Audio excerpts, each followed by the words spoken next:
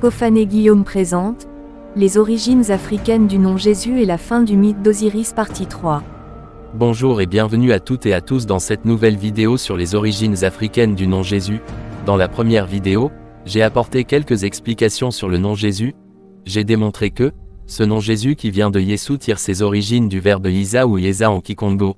Dans la deuxième partie sur les origines africaines du nom Jésus, j'ai expliqué le nom Christ qui n'a rien à voir avec le grec Christos qui veut dire oint et le Kerséchéta des Kamites qui veut dire gardien des mystères. J'ai aussi prouvé que tous ceux qui s'opposent à ce nom Jésus-Christ sont des satanistes, des sorciers et des bandits spirituels dont le but est de pervertir le réveil des bantous véritables hébreux de la Bible. Dans Apocalypse 12 verset 17 il est écrit « Et le dragon fut irrité contre la femme, et il s'en alla faire la guerre au reste de sa postérité, à ceux qui gardent les commandements de Dieu et qui ont le témoignage de Jésus. » Ce verset 17 d'Apocalypse 12 montre clairement que ceux qui rejettent le nom Jésus-Christ et qui enseignent aux autres à le faire, sont en train d'accomplir la volonté de Satan car ils sont eux-mêmes les apôtres de l'Antéchrist, celui qui s'oppose à l'œuvre de la croix. Dans cette troisième partie, je vais encore aller en profondeur, je vais clairement démontrer que Jésus-Christ est le Dieu d'Israël de l'Ancien Testament.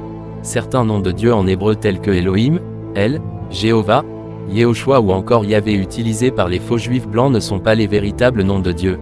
Le véritable nom du Créateur c'est Jésus-Christ, c'est le nom par lequel tout a été créé mais, curieusement, c'est le nom que le monde entier déteste et rejette. En rapport avec Apocalypse 12 verset 17 concernant le rejet du nom Jésus-Christ, il est écrit dans Luc 21 verset 12 à 13 ceci, « Mais, avant tout cela, on mettra la main sur vous, et l'on vous persécutera, on vous livrera aux synagogues, on vous jettera en prison, on vous mènera devant des rois et devant des gouverneurs, à cause de mon nom.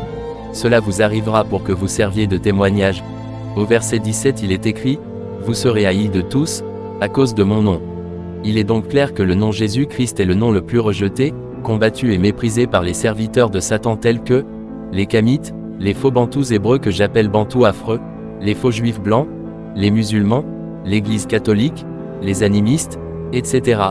Si Jésus-Christ n'est pas le véritable nom du Sauveur des hommes, qui s'est donné en sacrifice pour le rachat de nos âmes, dites-moi quel est son véritable nom et montrez comment les gens sont persécutés et tués à cause de ce nom.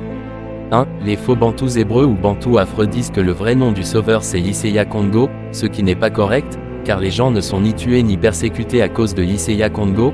Les faux Christ ne viennent pas au nom de Yisseya Kongo, les gens ne sont pas haïs à cause de Yisseya Kongo.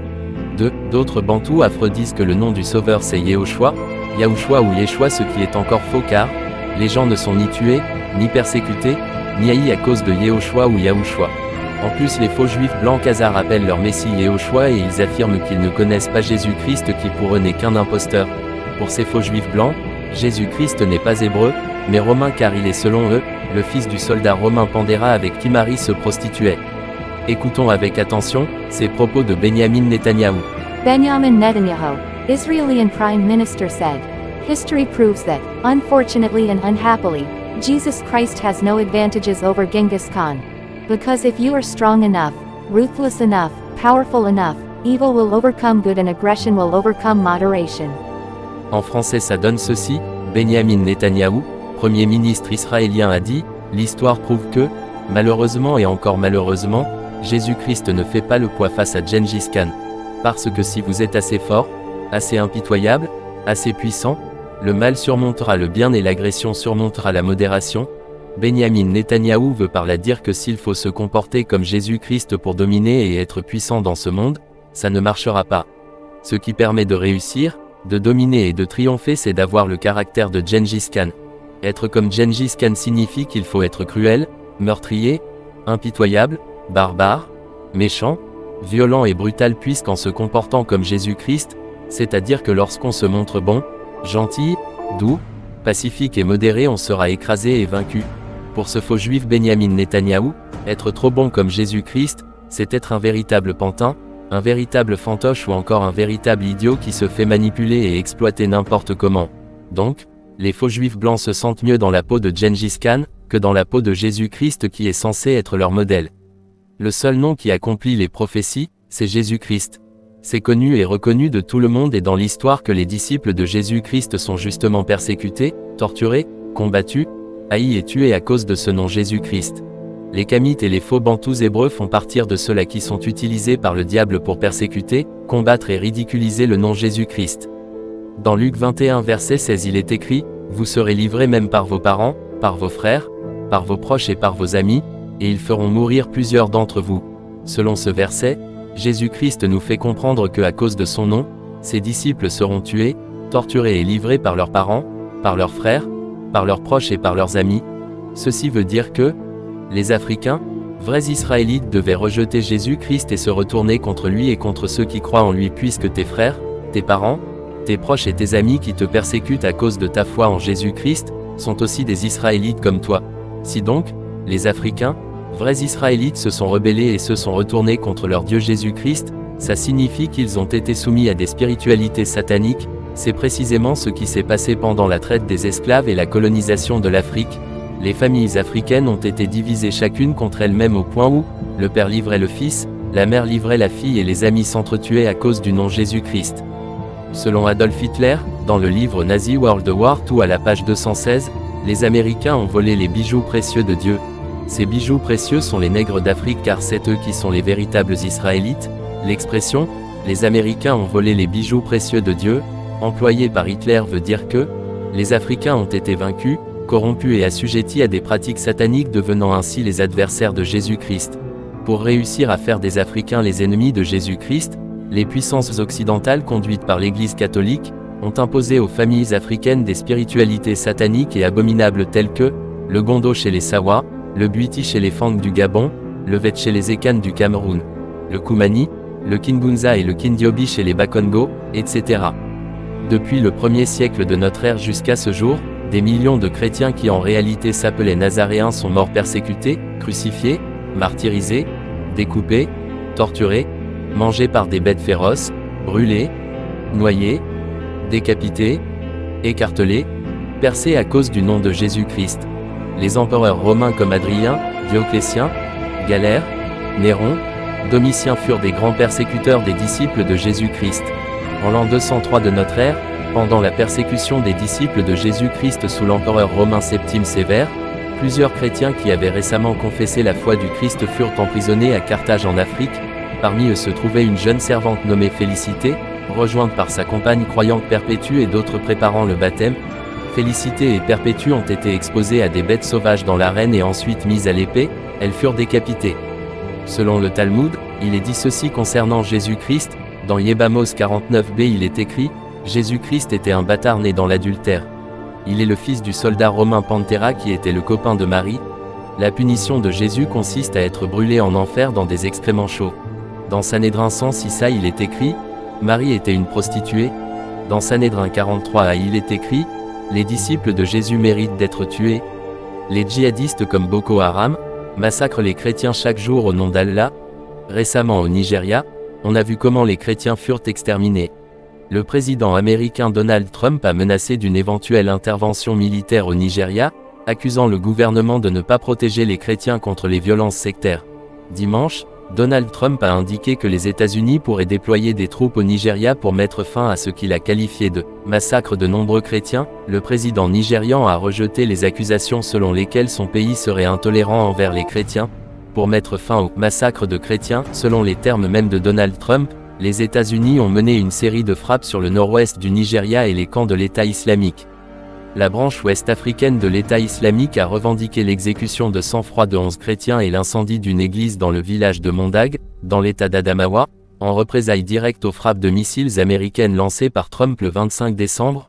Les terroristes ont pris d'assaut ce village chrétien seulement 2 jours après que les forces américaines, avec la coopération du Nigeria, ont pilonné des camps djihadistes à l'aide de missiles de croisière, infligeant de lourdes pertes aux positions de l'EI à Sokoto.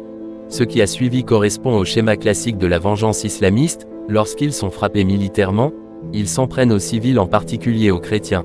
À Mondag, des hommes armés de l'EI ont ouvert le feu avec des armes automatiques, incendié une église et brûlé des habitations, forçant les survivants à fuir dans la brousse.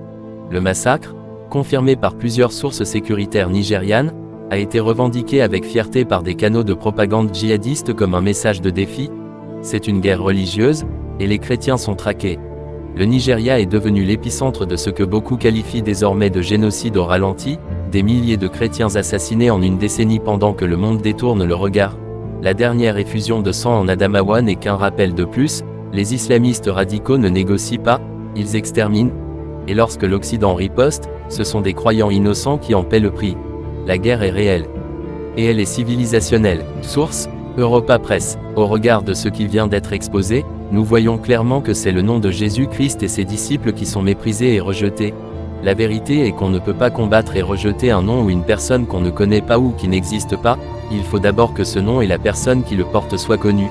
Si donc Jésus-Christ n'est pas le véritable nom du Sauveur, pourquoi ses disciples sont tués, torturés, persécutés, jetés en prison et haïs à cause de lui comme cela a été annoncé?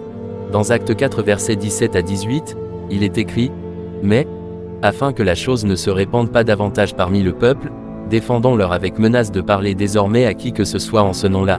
Et les ayant appelés, ils leur défendirent absolument de parler et d'enseigner au nom de Jésus. » Dans Actes 5 versets 40 à 41 il est écrit « Ils se rangèrent à son avis, et ayant appelé les apôtres, ils les firent battre de verges, ils leur défendirent de parler au nom de Jésus, et ils les relâchèrent. Les apôtres se retirèrent de devant le Sanhédrin, joyeux d'avoir été jugés dignes de subir des outrages pour le nom de Jésus. » Dans Actes 9 versets 13 à 16 il est écrit « Seigneur, j'ai appris de plusieurs personnes tous les maux que cet homme a fait à tes saints dans Jérusalem, et il a ici des pouvoirs, de la part des principaux sacrificateurs, pour lier tous ceux qui invoquent ton nom. Mais le Seigneur lui dit, va, car cet homme est un instrument que j'ai choisi, pour porter mon nom devant les nations, devant les rois, et devant les fils d'Israël, et je lui montrerai tout ce qu'il doit souffrir pour mon nom. Vous constatez donc que le véritable nom du Sauveur, Jésus ou Yeshua qui est mort pour nous à la croix et ses disciples, c'est-à-dire ceux qui prêchent la véritable foi en Jésus-Christ sont tués, torturés, rejetés, méprisés et ridiculisés. À ceci, vous devez comprendre que, tous ceux qui jusqu'à ce jour s'opposent au nom Jésus-Christ, sont les disciples de Satan, des gens remplis d'un esprit antéchrist, des corrupteurs, animés par des démons dont le but est de maintenir les hommes sous la domination du péché afin de glorifier le diable.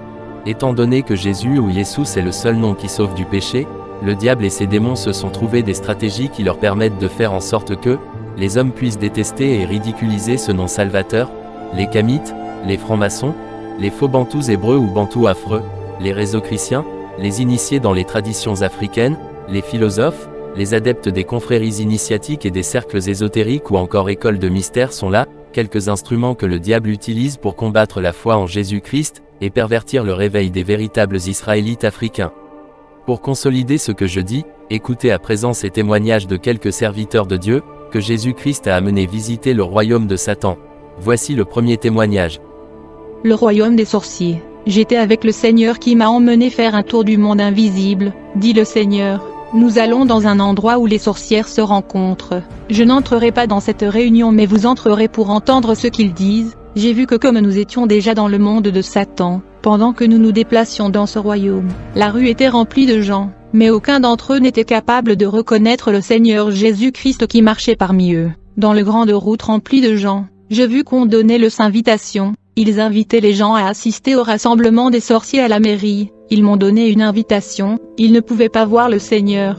Ils m'ont dit que la réunion devait avoir lieu dans peu de temps. Assurez-vous de venir y assister, a dit le Seigneur. Prenez l'invitation car c'est là que nous allons maintenant. Quand nous sommes arrivés à la salle de réunion, le Seigneur resta dehors, car il n'avait pas d'invitation. Par son instruction, je suis entré dans la salle de réunion, et on m'a offert un siège. Quand je me suis assis, j'ai vu toutes sortes de gens, même des visages populaires que nous connaissons. J'ai même vu des pasteurs populaires. La salle était pleine à craquer. Il y avait d'innombrables foules, attendant l'orateur principal, qui prenait du temps à se présenter. Enfin je l'ai vu entrer dans la salle de réunion. L'orateur était un jeune homme élégant et beau. Dès qu'il est entré dans la salle de réunion, les gens ont incliné la tête en signe de révérence. Il y avait un silence assourdissant parmi la multitude. Quand ce personnage a fait un signe avec sa main, les gens ont levé la tête. J'ai vu que ce personnage a pris place devant la foule. Je l'ai entendu dire « Je sens l'odeur humaine, il y a un humain non invité ici ».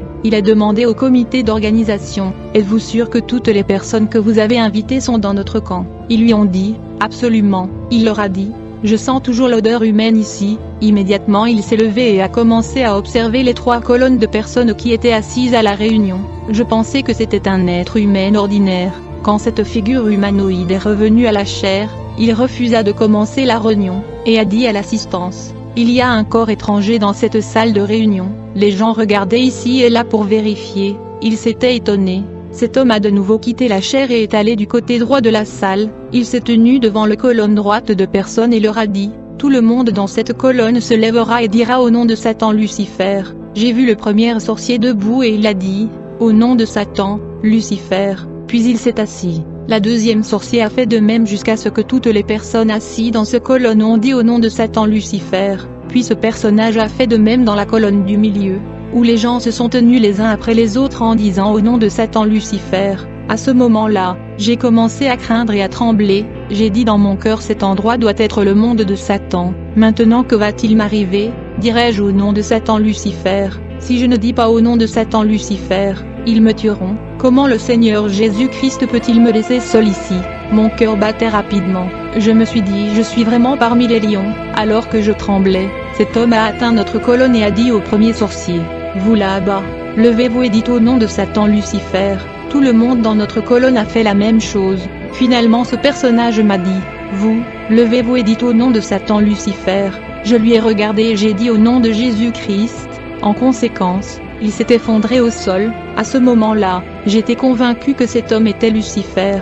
Quand il a pu se lever et il m'a dit: tu vas répéter au nom de Satan Lucifer. Je lui ai dit: au nom de Jésus-Christ. Il est tombé par terre. Quand il s'est relevé, tous les sorcières sont levées et sont venues contre moi. Au départ elles voulaient me capturer, puisque j'avais le nom de Jésus, elles m'ont crié de quitter la salle de réunion. C'est quand elles me suivaient que j'ai rejoint le Seigneur Jésus-Christ, et quand elles ont vu le Seigneur ils se sont enfuis, le royaume de l'eau. Jésus a dit: lorsque vous, mon peuple, ne priez pas avant de dormir, ces sorcières prendront vos esprits et vous transporteront dans leur réunion dans la nuit. Vous ne saurez jamais que vous étiez à une réunion de Lucifer lui-même. Savez-vous que le personnage qui a dirigé le réunion est Satan Lucifer? Ils vous ont dit qu'il avait des cornes et des queues. En vérité ce sont le masque qu'il porte pour opérer. Comment le trouvez-vous? J'ai dit: Seigneur, c'est un homme beau et élégant. Il dit aux gens qui assistaient à sa réunion qu'il est Dieu. Et il l'adore. Dites à mon peuple qu'il doit beaucoup prier, qu'il ne doit pas dormir sans prière, sinon ils seront emmenés dans des endroits qu'il ne connaît pas en rêve. Mais ces endroits sont des lieux de rencontre de Lucifer.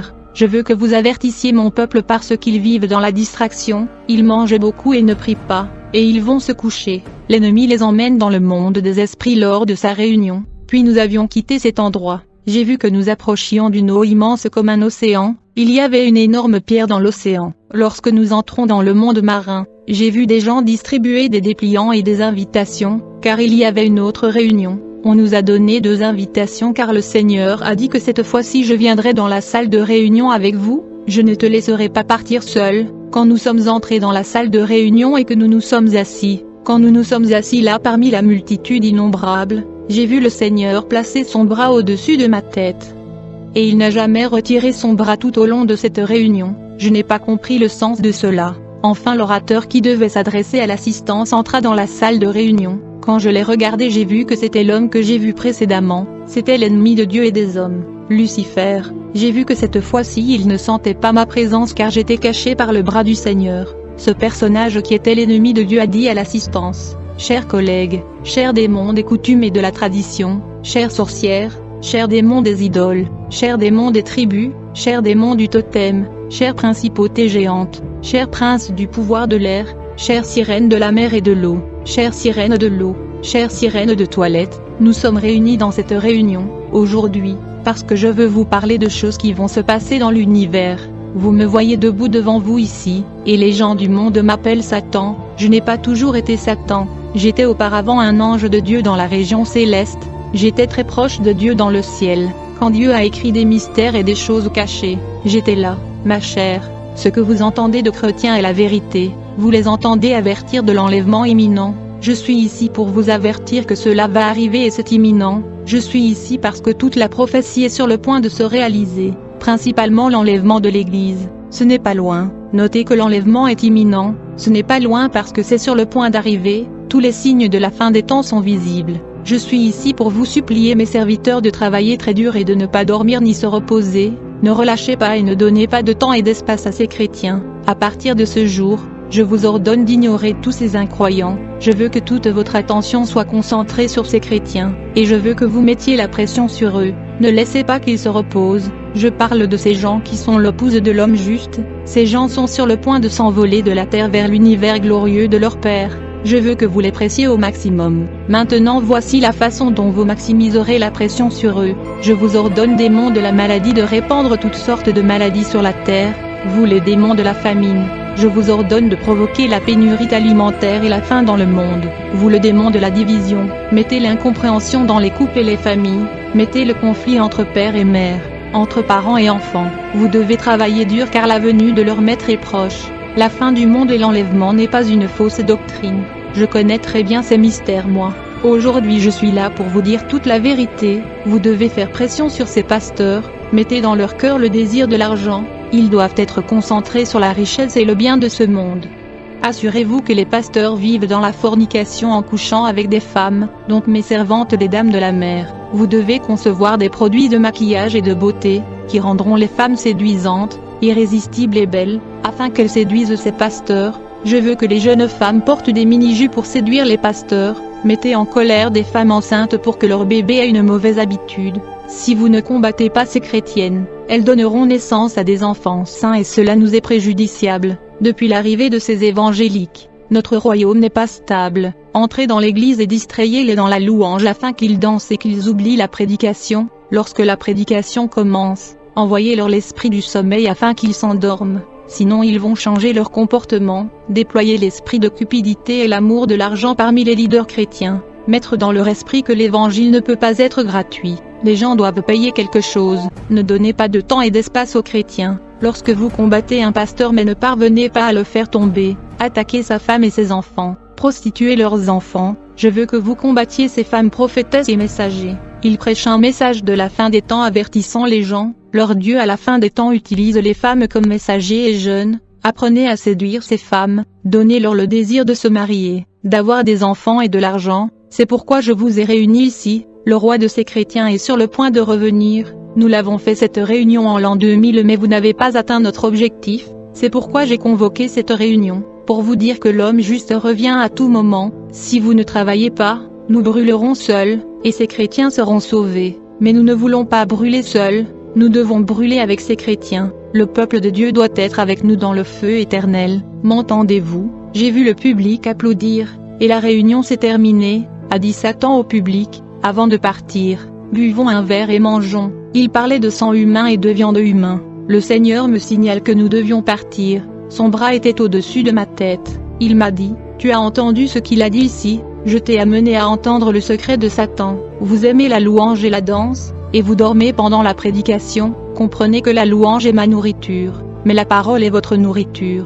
La louange n'est pas votre nourriture, c'est la mienne, votre est la parole. Vous ne pouvez pas dormir quand la parole est prêchée. Si vous ne mangez pas ma parole, vous deviendrez mince et mourrez. Le Seigneur m'a donné le papier où il a écrit, et a dit mangez ce rouleau, mâchez-le et buvez-le, vous ne les oublierez pas. Tous ces kamites et imposteurs africains, qui disent qu'ils sont les véritables Israélites mais, qui rejettent le nom Jésus-Christ, font partir de ces serviteurs de Satan qui assistent à ces réunions lucifériennes pour combattre les disciples de Jésus-Christ. Dire aux Africains, de renoncer à Jésus-Christ, parce que la lettre J a été inventée tardivement, n'est qu'une stratégie qu'ils ont élaborée dans ces réunions avec le diable pour faire en sorte que les Africains ne puissent pas être sauvés. Suivons à présent le deuxième témoignage. Témoignage du frère Gustave a donné, mon voyage vers le royaume de Satan le Pandémonium. Je vais témoigner comment je voyageais dans le royaume de Pandémonium, comment j'ai rencontré Lucifer, et les missions qu'il m'a données, et comment Jésus est intervenu pour me sauver. Quand il était encore sataniste, il faisait la guerre aux disciples de Jésus-Christ et les démons lui enseignaient comment les vaincre. Écoutons ce que nous dit le frère Gustave Adoni dans son témoignage. Comme nous continuons à marcher dans la rue, lorsque tout à coup je vis un homme de loin. Il était habillé de feu et de la lumière. Il y avait un ange avec une épée massive autour de lui. L'homme avait une étoile brillante sur son front, et une aura de lumière comme une couronne au-dessus de sa tête. J'ai demandé à un démon secrétaire, qui est cet homme émettant de la lumière? Le démon me dit, oui ce sont les gens que nous combattons, nous sommes en guerre contre eux. Cet homme qui vient là est notre ennemi. Il est une des disciples du grand maître Jésus-Christ. Puis le démon me dit, nous gardons toujours une distance de 30 mètres avec eux. et nous nous écartons sinon nous pourrions être en danger, parce que la lumière et le feu peuvent nous détruire. J'ai dit à ces démons, êtes-vous fous ou quoi? J'ai dit nous sommes beaucoup plus puissants que lui, et nous sommes plus nombreux. J'ai dit cet homme ne peut rien faire contre nous. Puis mon secrétaire le démon me répondit, oui nous avons le pouvoir mais à moins que la lumière et feu soient éteints il n'y a rien que nous pouvons faire contre cet homme. Même si nous sommes nombreux nous pouvons pas lui vaincre tant que la lumière et le feu lui couvrent. J'ai insisté que nous sommes plus forts que cet chrétien-là et je proposa même au démon de le tuer comme j'étais motivé, mais le démon me dit clairement que, si nous osons attaquer ce chrétien il va nous détruire tous bien que nous sommes nombreux. Il faut d'abord éteindre la lumière et le feu en lui, alors nous pouvons faire quelque chose contre lui, sinon il va nous détruire. Bien que nous sommes nombreux, nous allons donc nous écarter. Nous avons ensuite changé la direction. J'étais un peu perturbé par cet incident, puis nous sommes arrivés sur le lieu de notre mission. C'était une convention chrétienne avec le thème « Comment détruire les œuvres du diable ?» Il y avait beaucoup de gens, nous avons décidé de nous positionner au-dessus d'un grand bâtiment supermarché populaire. Dans la province du Katanga, le bâtiment était opposé à l'endroit de cette convention chrétienne. Quand nous étions au-dessus de ce bâtiment, j'ai vu 4 types d'êtres humains. Alors le secrétaire de Lucifer m'a expliqué que, le premier homme qui est noir est juste un être humain naturel. Le démon a dit que l'homme naturel est dans notre camp, et tout sur lui est dans notre base de données. Nous n'avons pas de problème avec lui car il nous appartient. Le deuxième homme qui ressemble à un animal est aussi un être humain ordinaire. Il est appelé l'homme animal, car sa forme est comme celle de notre démon qui influence son mode de vie. Il est l'homme animal et il nous appartient aussi. Mais le troisième homme que j'ai vu avait le sceau du nom de Jésus-Christ gravé sur son front. Le démon m'a prévenu de ne pas prononcer le nom de Jésus-Christ qui est imprimé sur leur front de ce troisième catégorie d'hommes. Il me dit que ce nom Jésus-Christ écrit sur son front est le résultat d'une alliance ou un pacte entre le chrétien et son maître. Dès le moment où un être humain décide de recevoir Jésus-Christ dans sa vie comme Seigneur et Sauveur, et il se fait baptiser, il conclut donc un pacte ou une alliance avec le Fils de Dieu. Et par conséquent le nom de Jésus-Christ sera imprimé sur son front. Alors le secrétaire de Lucifer me fit une remarque en me disant, si vous regardez et observez le troisième homme attentivement, vous remarquerez que, le nom de Jésus-Christ est un peu flou ou effacé, son sceau n'est plus brillant. Cela est parce que bien qu'il soit dans l'alliance avec le Fils de Dieu, nos démons sont toujours en train d'influencer son comportement et ses actions. Puis le démon a dit que ce troisième type homme est aussi dans notre camp et il nous appartient.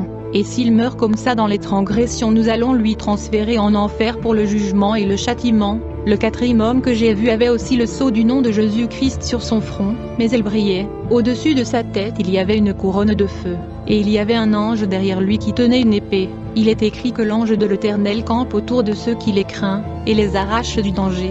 Ceux-ci étaient les 4 types d'êtres humains que j'ai vus dans cette convention chrétienne. Alors le démon m'y informa que nous sommes ici pour attaquer la 4e catégorie d'hommes qui est le chrétien qui brillait et qui était éclatant de lumière. Le démon me dit que nous sommes ici afin d'éteindre la lumière et le feu qui brille dans le 4e homme qui est les chrétiens vivants autre me cesse le chèque. Nous avons 3 jours pour éteindre le feu et la lumière des chrétiens vivants. Le démon m'a alors demandé, voyez-vous les gens debout en uniforme? Ils sont leurs commandos, ils sont appelés les intercesseurs, ils prient toujours, et ils citent le nom de leur maître, Jésus-Christ, qui est très dangereux. Leur feu peut nous atteindre ici, nous devrions donc nous déplacer dans une position plus sûre. Après consultation avec mon secrétaire démon, nous avons divisé les démons forts qui étaient de 2004 groupes. Chaque groupe avait donc 500 chacun. Nous avons placé ces démons autour de cette croisade chrétien. Après cela mon secrétaire démon me dit que nous devrions attaquer le 2 pasteur principal.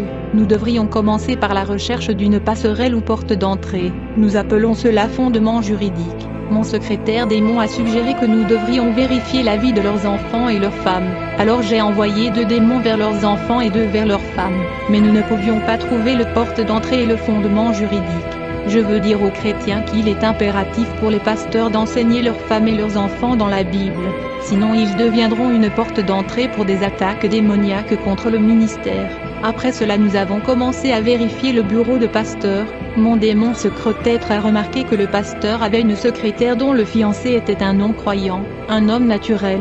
Immédiatement je fus une prière mystique et une robe apparut, et le démon prit cette robe et voya à une centaine de kilomètres dans la ville de Likazi où la famille de la secrétaire était. Une de mes démons a pris la forme de la fiancée du secrétaire du pasteur, et il est allé à la famille de la secrétaire. Il dit à sa famille, quand ma femme sera de retour vous lui donnerez ce robe dont je lui ai acheté, Personne ne pouvait soupçonner qu'il avait affaire à un démon sous forme physique. Mais au moment où la secrétaire du pasteur reçoit la haine de sa mère à propos de cette robe démoniaque, le Saint-Esprit a commencé à faire pression sur la sœur de confesser et de renoncer et de ne pas aller. Puis le démon me dit d'observer comment l'Esprit Saint faisait pression sur cette sœur de ne pas aller, mais elle ignora la voix du Saint-Esprit. Puis elle est allée vers sa famille pour voir la robe dont le démon sous forme physique avait apporté. Dès que sa mère la présenta cette robe, l'Esprit Saint continuait à mettre pression à la sœur de ne pas la toucher, mais elle ignora l'Esprit Saint. Il y a 5 démons que le monde de ténèbres utilise très souvent, qui sont le démon de l'envie,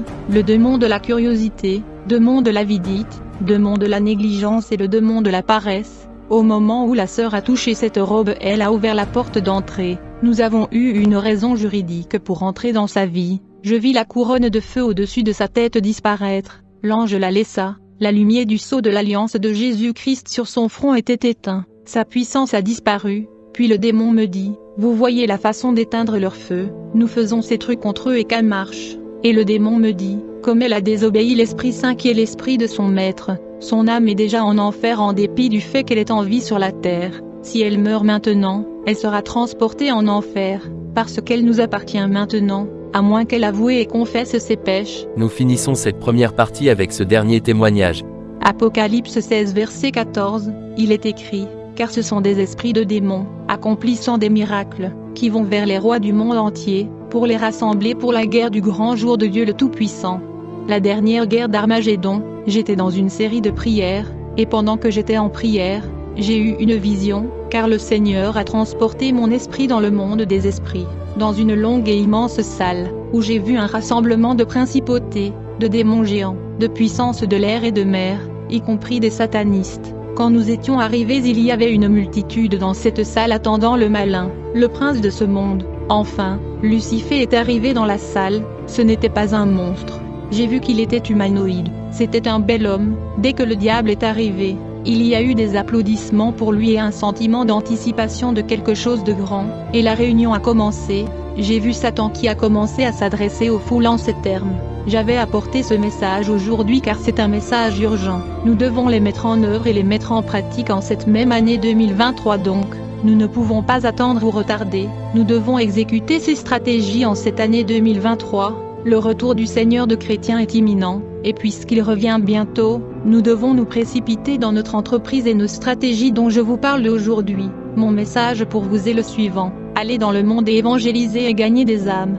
Les enfants des hommes de Dieu ne doivent pas être obéissants. Envoyez à leurs enfants l'esprit de rébellion, de boisson, de drogue, de mondanité afin que ces enfants soient sous manipulation. Quand ces enfants seront sous manipulation, leurs parents ne seront pas en mesure de prier comme d'habitude. Je le répète, vous devez investir le camp des chrétiens, et détruire leur vie de prière, afin qu'ils seront toujours distraits. Alors vous enverrez à leurs femmes des maladies, en particulier des maladies liées à la conception et à la grossesse, comme des menstruations douloureuses, le syndrome des ovaires polykystiques, des problèmes de thyroïde, des appendices, les frapper d'infertilité et de stérilité, de sorte qu'ils n'auront pas d'enfants sinon leur camp sera plein d'enfants chrétiens.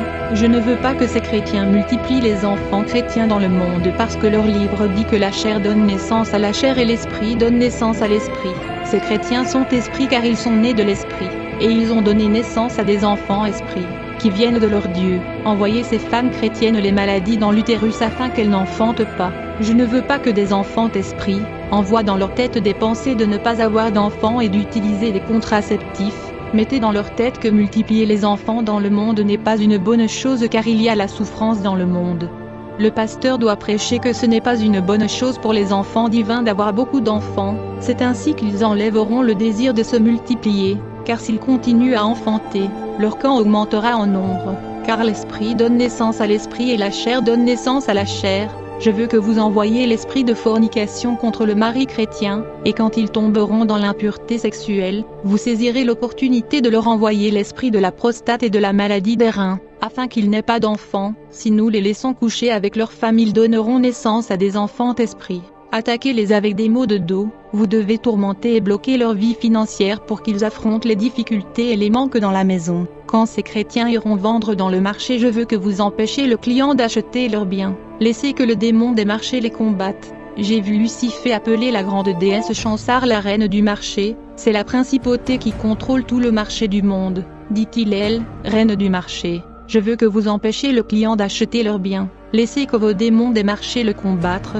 Je veux que vous voliez l'argent des enfants divins là-bas dans le marché, afin qu'ils n'aient pas d'argent même après avoir vendu. Je vous ordonne démons voleurs et sorcières de voler leur argent pendant qu'ils vendent. Car s'ils n'ont pas d'argent ils auront des soucis et des murmures, et grâce aux soucis et aux murmures ils nous rejoindront, afin de devenir riches et nous les vaincrons. Mais si vous les laissez prospérer dans leur commerce, ils continueront à adorer et à servir leur Dieu. Mais les pasteurs qui ont rejoint notre camp et ont reçu notre onction et notre pouvoir, laissez-les tranquilles, et laissez-les travailler, permettez-leur d'évangéliser et gagner plus d'âmes dans leurs églises. Car ces âmes qu'ils gagnent nous appartiennent. Ils gagnent des âmes pour notre camp, donc ne les attaquez pas et ne leur faites pas de mal, laissez-les travailler. Nous devons travailler pour que ces pasteurs apostates soient à l'aise et aient plus d'argent. Nous voulons qu'ils soient donnés à une vie de boisson, de drogue et de fornication. De cette façon leur pouvoir et leur onction augmenteront lorsqu'ils dirigeront le service et la prédication, aux forces de la mer et de l'air.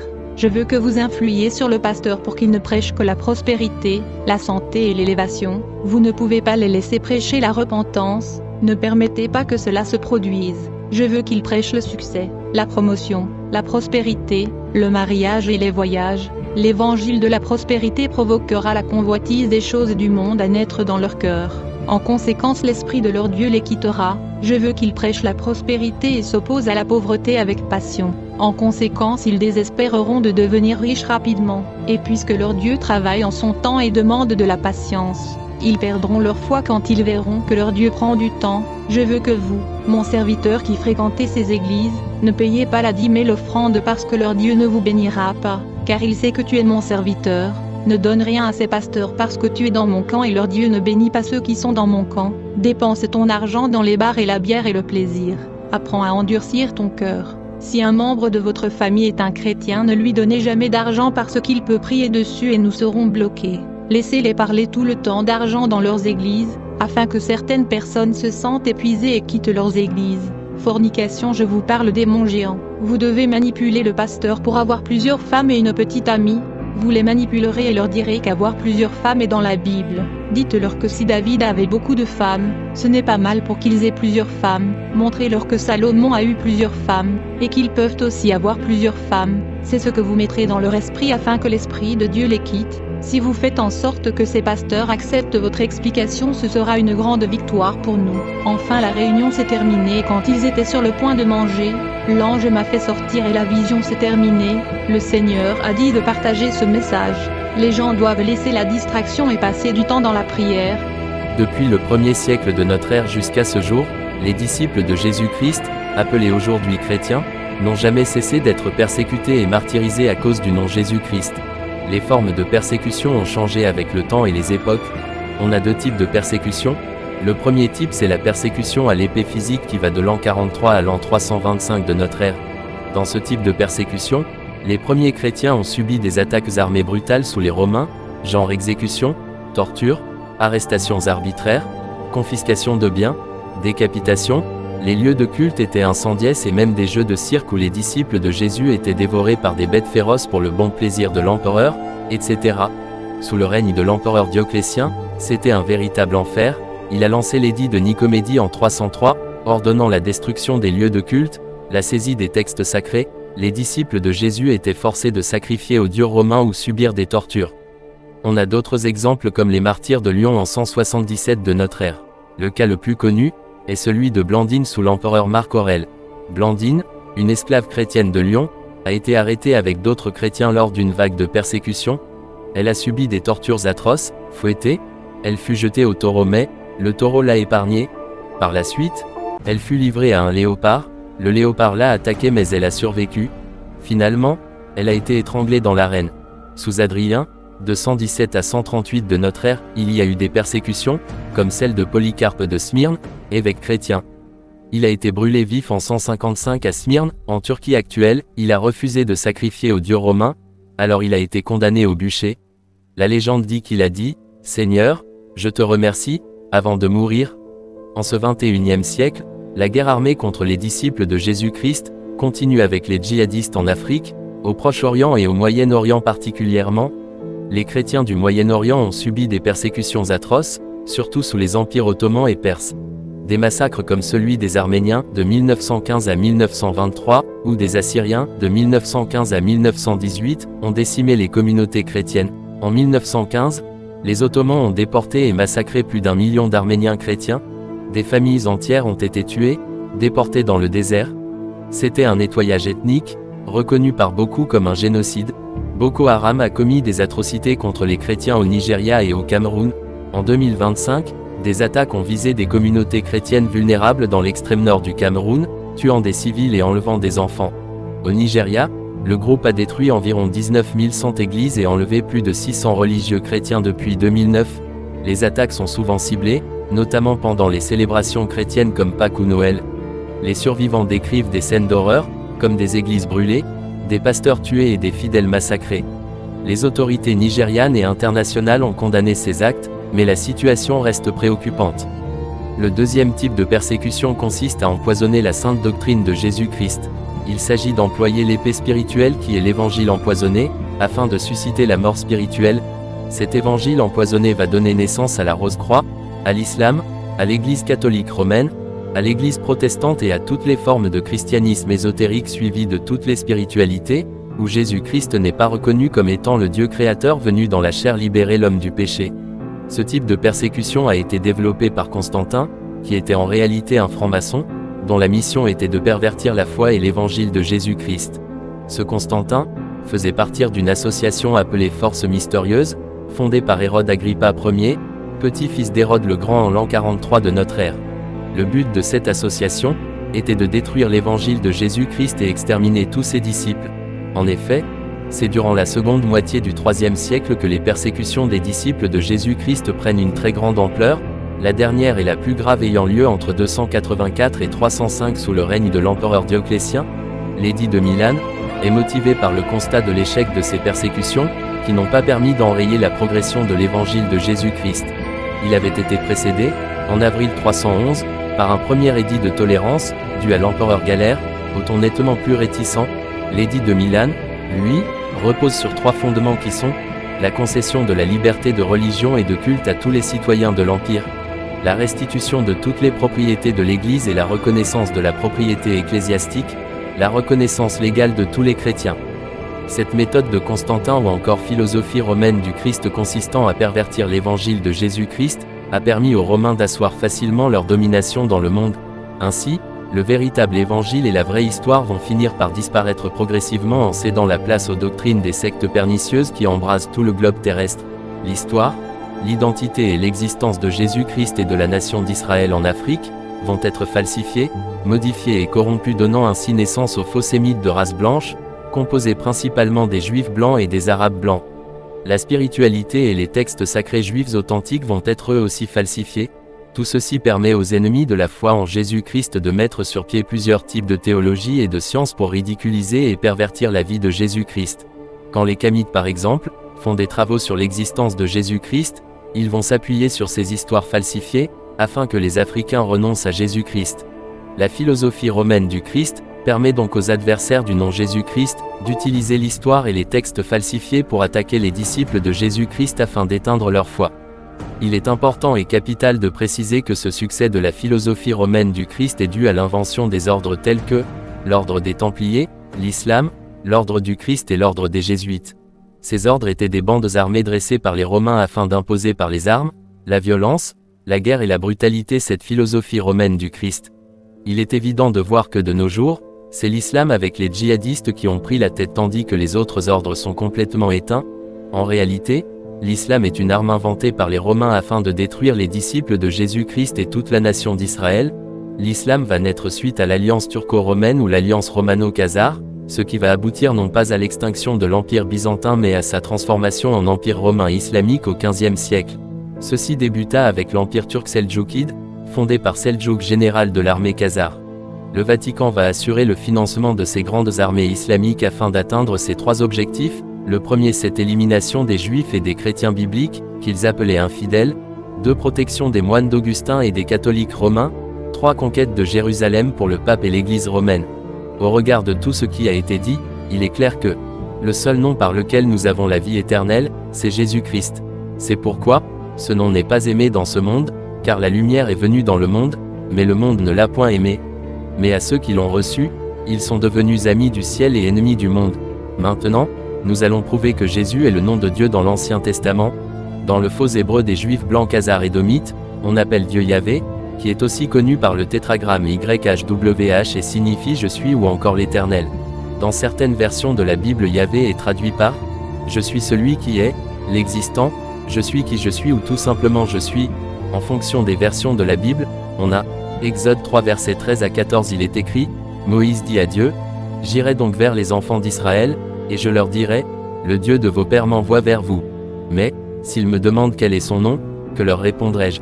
Dieu dit à Moïse, je suis celui qui suis.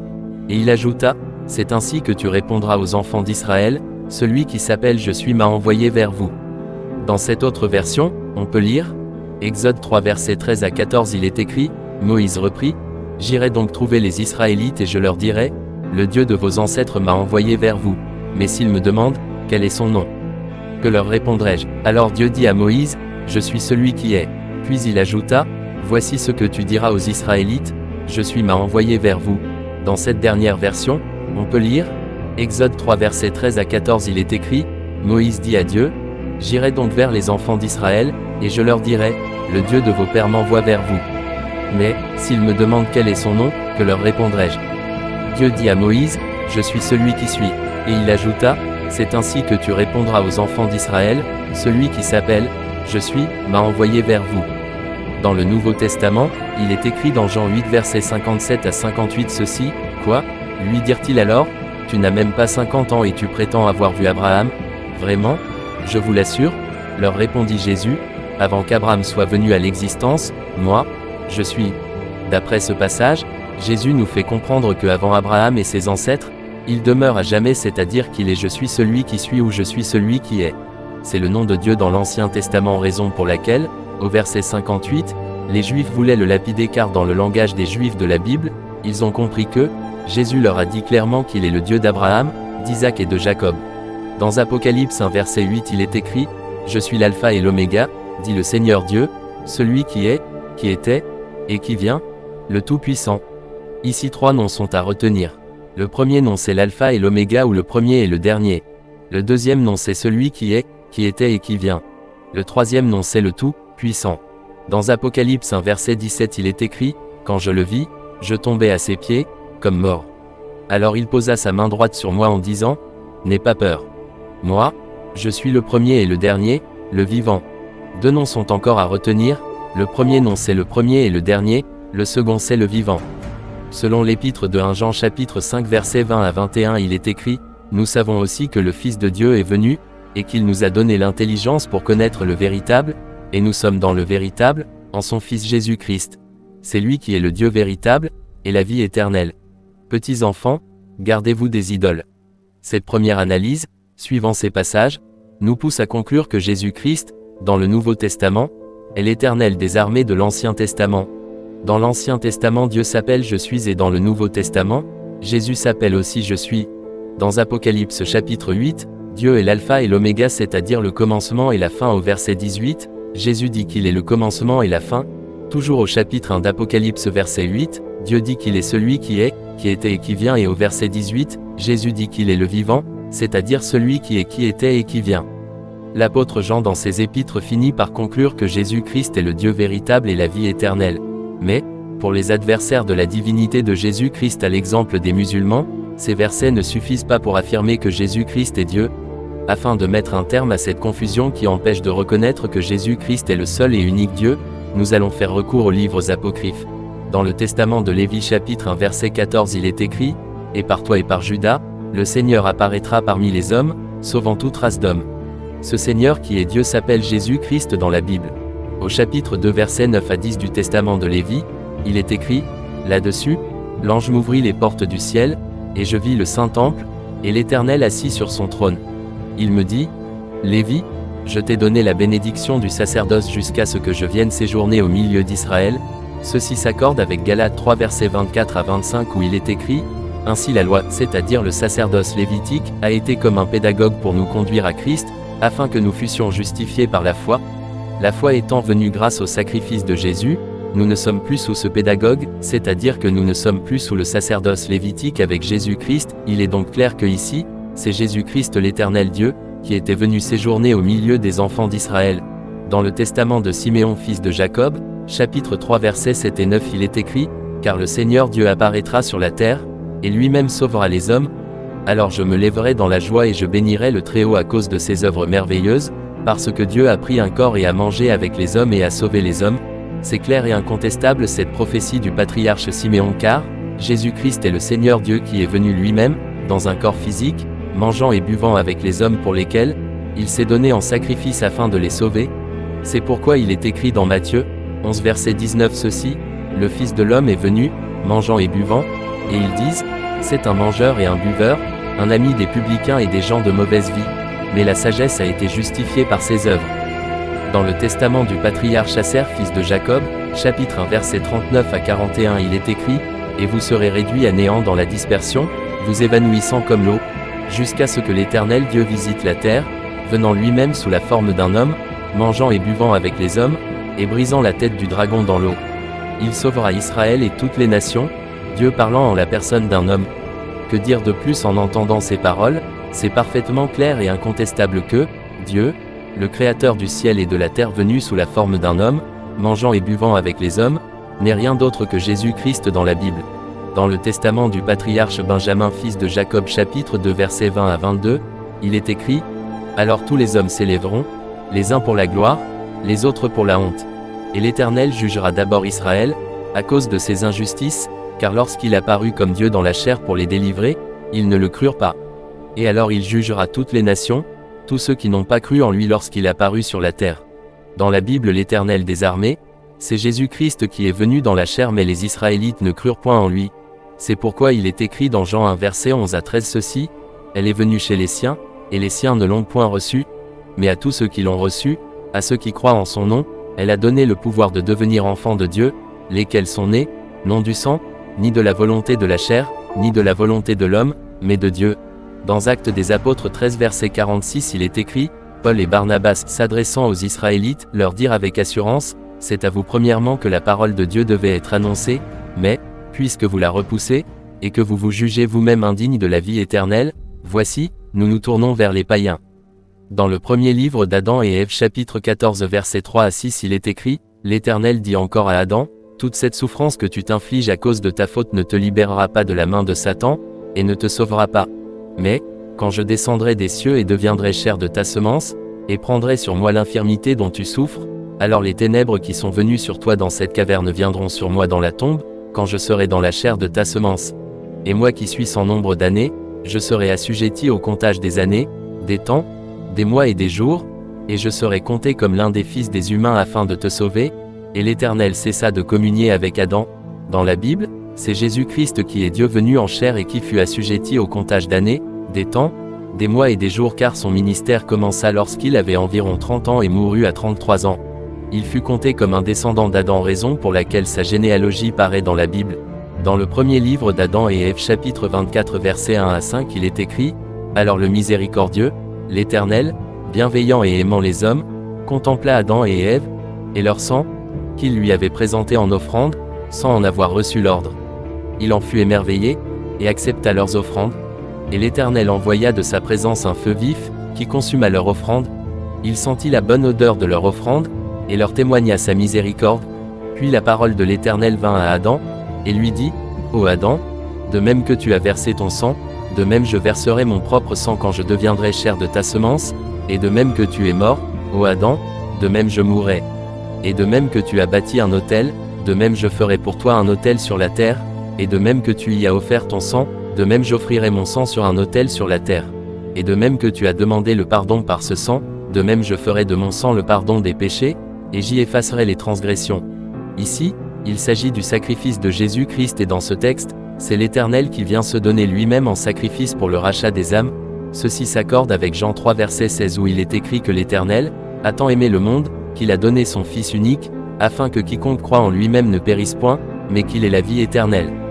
Dans le deuxième livre d'Adam et Ève chapitre 8 verset 17 à 19 il est écrit, « Il se tourna ensuite vers son fils Seth, et vers Ève sa femme, et leur dit, « Préservez cet or, cet encens et cette myrrhe, que l'Éternel nous a donné comme signe, car dans les jours qui viennent, un déluge submergera toute la création, mais ceux qui entreront dans l'arche prendront avec eux l'or, l'encens et la myrrhe, et mon corps. Ils déposeront l'or, l'encens et la myrrhe, ainsi que mon corps, au centre de la terre. Puis, au terme d'un temps très long, la ville dans laquelle se trouveront l'or, l'encens et la myrrhe avec mon corps, sera pillée.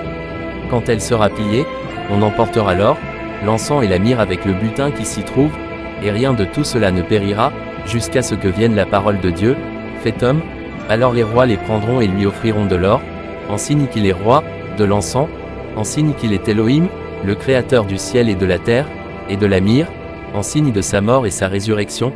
L'or sera aussi comme un témoignage de sa domination sur Satan et sur tous nos ennemis, l'encens comme un témoignage qu'il s'élèvera de la mort et sera exalté au-dessus des choses du ciel et des choses de la terre, et la myrrhe en témoignage qu'il boira du fiel amer, et ressentira les souffrances de l'enfer de Satan. Et maintenant, ô Seth mon fils, voici, je t'ai révélé les mystères cachés que l'Éternel m'a révélés. Garde mon instruction pour toi et pour ton peuple. C'est pourquoi il est écrit dans Matthieu 2 versets 1 et 11 ceci, Jésus étant né à Bethléem en Judée, au temps du roi Hérode, voici des mages d'Orient arrivèrent à Jérusalem. Ils entrèrent dans la maison, virent le petit enfant, c'est-à-dire Jésus-Christ avec Marie, sa mère, se prosternèrent et l'adorèrent. Ils ouvrirent ensuite leur trésor, et lui offrirent en présent de l'or, de l'encens et de la myrrhe. Une fois de plus, nous apprenons au travers de cette prophétie d'Adam que Jésus-Christ est Elohim de l'Ancien Testament, qui est venu en chair délivrer l'homme du péché. D'après ces textes bibliques et apocryphes, Jésus-Christ est le Dieu d'Israël, le Dieu d'Abraham, d'Isaac et de Jacob. À présent, je vais vous démontrer que le nom Jésus c'est la même chose que Yahweh. En hébreu Yahweh veut dire je suis ou je suis celui qui suis tiré de la racine hébraïque Aya qui signifie être, devenir, exister, arriver, venir, prendre place, avoir lieu, être fait, être fini, d'adresser, établir, etc. Ça veut dire que Yahweh est lié à l'existence ou à l'être même. Ceci implique que Dieu se définit comme étant celui qui est. Dans d'autres langues comme l'arabe Aya veut dire la vie. Il s'agit de la vie de l'homme entre sa naissance et sa mort. En azéri Hayat veut dire la vie, en hindi Hayat veut dire la vie, en maltais Haya se dit Adja et signifie la vie, en shingazija Hayati veut dire vivre, en swahili Hayi veut dire vivre, en turc Hayat veut dire vivre, être en vie. Le nom Jésus comme je l'ai déjà dit, vient de Yesu ou Isu, tiré du verbe Isa ou Yesa en Kikongo d'où le grec Iesus. Le verbe Isa en Kikongo veut dire venir, arriver. En réalité à l'infinitif, on dit Kwisa ou Kwisa. Remarquez d'abord qu'au niveau de la signification, Isa et Aya c'est la même chose car Aya signifie arriver, venir. Pareillement Isa veut dire venir, arriver. Creusons en profondeur le mot venir. Voici quelques synonymes de venir. On a être, éclore, apparaître, arriver, être issu, advenir, germer, naître, avoir lieu, provenir, prendre place, se produire, produire, exister, être présent, se présenter. Il est sans doute clair que Isa en Kikongo veut dire être, exister, prendre place, avoir lieu, posséder l'existence, etc. On conclut en disant que Isa, Isa ou Isa c'est la même chose que Aya. Nous allons voir comment se dit être, vivre et exister dans les langues du monde. En istriote, Yessi signifie être. En frison, être se dit Weze. En gothique, Wisan veut dire être. En wallon, Esse veut dire être. En proto-germanique, Wisan signifie être. En allemand, Wesen veut dire être. En néerlandais, Wesen veut dire être. En latin, être se dit esse. Nous avons vu que en Kikongo, le verbe Isa se dit encore Wisa et signifie être. Il est donc clair que les verbes Weze, Wisan, Wisan, Wesen, Yessi, Esse tirent leur origine du Kikongo Wisa ou Isa. En basque, les verbes Bizi et Izan signifient vivre et être. En Shingazija, vivre se dit Eshi, Weshi ou Yeshi et la vie c'est Mayeza. En Shimaoré, Yeshi veut dire vivre et la vie c'est Mayeza. En arabe, Aisha ou Ayasha veut dire vie ou vivante. En Shikomori, Ishi ou Ishi signifie vivre. En Shimweli vivre se dit Yeshi. En anjouanais, Wishi, Ishi ou Ishi signifie vivre. En swahili, Ishi ou Ishi veut dire vivre. En letton, Ezi signifie vivre. En corse Esse veut dire vivre. En toute évidence, Ezi, Esse, Yishi, Yesha, Wisha, Izan tirent leur origine de Isa ou Wisa en Kikongo. Le nom du père de David, Isaïe, se dit en hébreu Yishai et en grec, ça devient Yesai. Isaïe vient de Yesh en hébreu et signifie être, existence, il y a, posséder, avoir, exister, etc. Le lien entre Isaïe et Isa est évident, tout le monde peut le constater. En catalan, vida signifie vivre. En galicien, vida veut dire vivre. En italien, vita signifie vivre. En occitan, vida signifie vivre et en latin, vita signifie aussi vivre. Une fois de plus, le mot Wisa ou Isa en Kikongo est à l'origine de ce mot vita ou vida. Remarquez juste que les lettres W, B et V sont des mêmes phonèmes donc, ils sont interchangeables. Pareillement Z, S, T et D sont aussi des mêmes phonèmes, et sont pour cela interchangeables. Il est clair que Wisa en Kikongo devient Vita, Vida, Wisan, Bézan, Vézan, Wézé. En breton par exemple, Wisan devient Bézan et signifie être, en anglais ancienne on disait Wézan qui veut dire être. En guise de conclusion générale par rapport à tout ce qui a été exposé, il faut retenir que Jésus en français, issu du grec Iesous tire ses origines des noms Yissou, Yizou, Wissou, Yezu ou Yesu qui découle du verbe Isa ou Isa en Kikongo est la même chose que Yahweh tiré de Aya en hébreu. Isa signifiant être en Kikongo, donne Yissou ou Yesu qui veut dire l'Éternel, je suis ou le vivant. Dans Apocalypse 1 verset 8 il est écrit, je suis l'alpha et l'oméga, dit le Seigneur Dieu, celui qui est, qui était, et qui vient, le Tout-Puissant.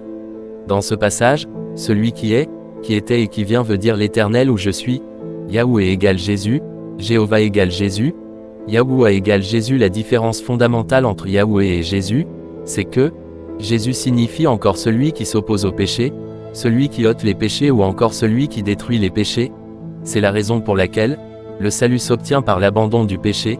C'est pourquoi, dans Matthieu 1 verset 20 à 21 il est écrit, comme il y pensait, voici, un ange du Seigneur lui apparut en songe, et dit, Joseph, fils de David, ne crains pas de prendre avec toi Marie, ta femme, car l'enfant qu'elle a conçu vient du Saint-Esprit.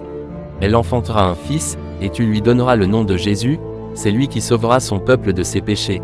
Selon ce passage, le nom Jésus signifie celui qui sauve du péché. Donc tout est clair car il n'y a pas de salut si on n'est pas délivré du péché. Jésus n'a donc rien à voir avec Yehoshua ou Yeshua, qui veut dire Dieu sauve en hébreu.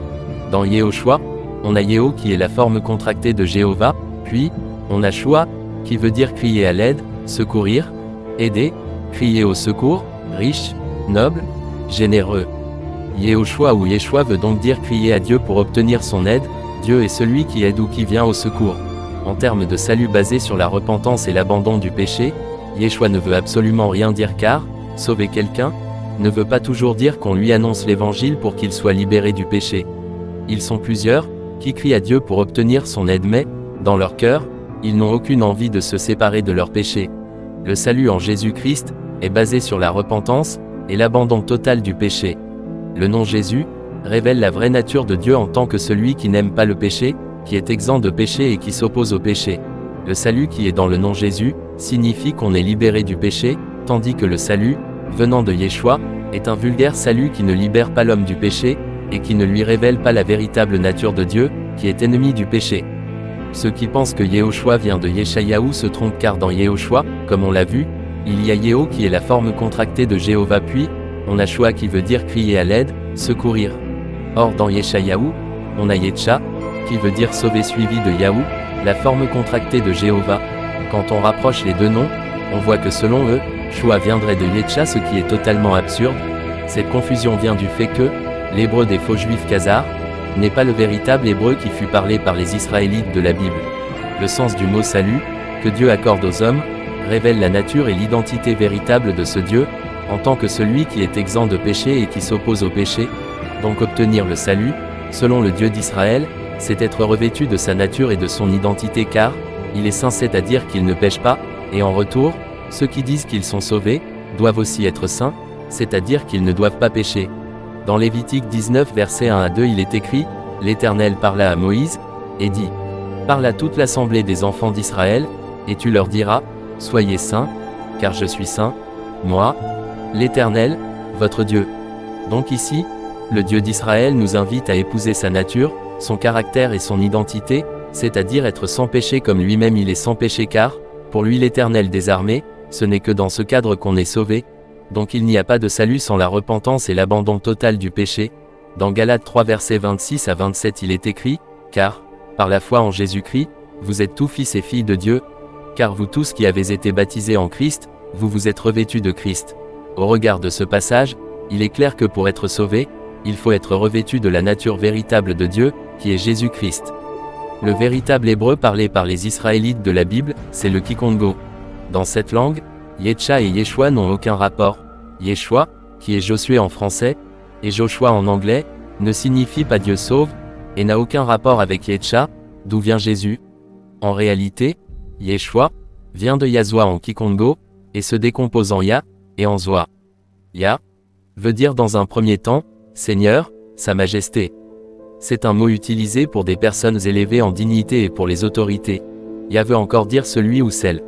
Quant à Zwa, ça veut dire gagner, réussir, prospérer, avoir du succès, dominer, vaincre, prendre, saisir, recevoir, etc. Yazwa, qui est le véritable nom de Josué, veut donc dire en Kikongo le vainqueur, celui qui réussit en toutes choses, celui qui gagne, celui qui a du succès dans toutes ses entreprises, celui qui prospère, etc. Or, concernant Josué dans la Bible, il est écrit dans Josué 1 verset 5 à 8 ceci, « Tant que tu vivras, personne ne pourra te résister, car je serai avec toi comme j'ai été avec Moïse, je ne te délaisserai pas et je ne t'abandonnerai pas. Prends courage et tiens bon, car c'est toi qui feras entrer ce peuple en possession du pays que j'ai promis par serment à leurs ancêtres de leur donner. Simplement, prends courage et tiens bon pour veiller à obéir à toute la loi que mon serviteur Moïse t'a prescrite, sans t'en écarter ni d'un côté ni de l'autre. Alors tu réussiras dans tout ce que tu entreprendras. Aie soin de répéter sans cesse les paroles de ce livre de la loi, médite les jours et nuits afin d'y obéir et d'appliquer tout ce qui y est écrit, car alors tu auras du succès dans tes entreprises, alors tu réussiras. » Dans le véritable nom de Josué, qui est Yazwa en Kikongo, on retrouve le courage, la réussite, le succès, la détermination et la victoire, ce qui s'accorde parfaitement avec la mission que l'Éternel, le Dieu de Moïse, a donnée à Josué. Nous sommes arrivés à la fin de cette vidéo, et ce qu'il faut retenir, c'est Jésus qui est le nom véritable du Dieu d'Abraham, d'Isaac et de Jacob. Les faux juifs et leur Dieu Satan ont enlevé Jésus dans l'Ancien Testament, et l'ont remplacé par Yahweh ou Jéhovah. Or ces noms n'ont aucune puissance face au diable. Il faut aussi retenir que, en Kikongo, Yeshua n'est pas Jésus. Dans la partie 4, je donnerai des explications sur les autres noms tels que Adonai, Elohim, El, Eli et je donnerai l'origine véritable du nom Yahweh. Tout en espérant que ce message ne tombera pas dans les oreilles des sourds, je vous prie de bien vouloir le partager afin que l'Afrique et le monde entier soient libérés des griffes de Satan, au nom puissant de Jésus-Christ. Amen.